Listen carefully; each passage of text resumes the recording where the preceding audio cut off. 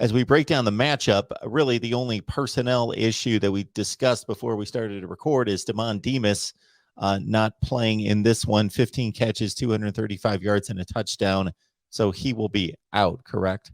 Yeah, unfortunately, Jimbo Fisher mentioned that he was going to, or confirmed that he was going to be out for the rest of the season with what he described as a leg injury, which is a shame because I think he had really been coming on the second half of this year as he got more comfortable in the offense and started to learn. So it opens up an opportunity for other guys. Caleb Chapman has come back and provided a boost for the offense. Probably not going to have Chase Lane, so it's going to be interesting to kind of see what the wide receiver room looks like. You got Anais Smith.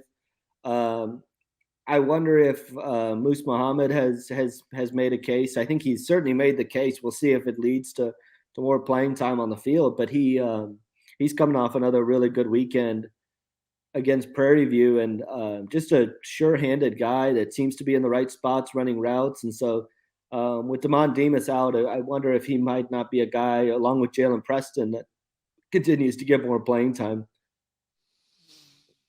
Talking LSU, Texas A&M.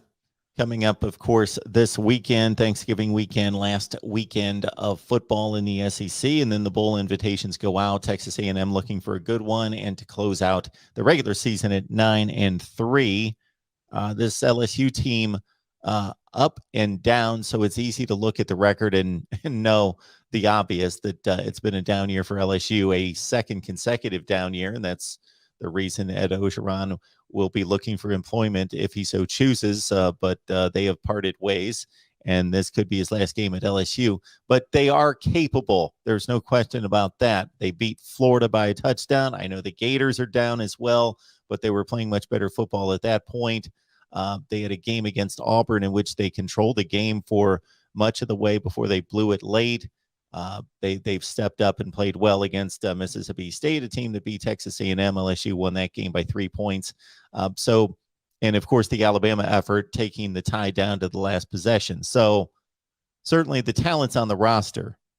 Yeah, I think defensively they've been playing a little bit better the past couple of weeks. You even look at that Arkansas game, and I believe that went to overtime if I'm not mistaken. And so defensively they've been defending the run a little bit better. I think in November they're only giving up just a tick under 90 yards per game on the ground. So have been making strides defensively, and it really started in that Alabama game where they blitzed a lot more in that game and thought, let's just continue doing this. And so since then they've been blitzing a lot more, been a lot more aggressive, bringing pressure. And that's really helped. And so I think A&M can expect to see a lot more of that. And it's going to be a test for Zach Calzada.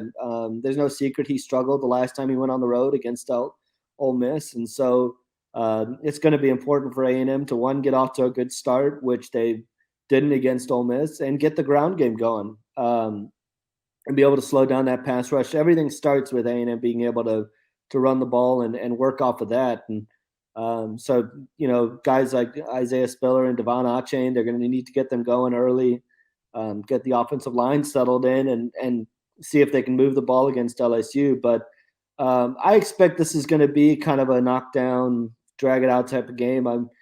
Last year was 20-3, I believe. And I could see a similar type of game and, just kind of both defenses battling for field position and maybe a late turnover kind of creating some distance. I would not bet the mortgage on this, but we don't want to make our LSU fans unhappy. I think LSU scored with like 10 seconds left in the game. I think they scored a touchdown. They did. It was 20-7. 20-7. Yeah, that's right. Yeah, they had the shutout going for the entire game, and then LSU scored with just a few seconds left in the game. Yeah. So, I mean, it was kind of that sort of game where both defenses kind of controlled it. A&M got points off a turnover. I believe Buddy Johnson returned it for a touchdown. And so, A&M, if they can create extra possessions and create some advantageous field position with their defense, that'll be how they win this game and rely on them. Because, I mean, they've been the anchors all year, and when they've played well, A&M's usually played well.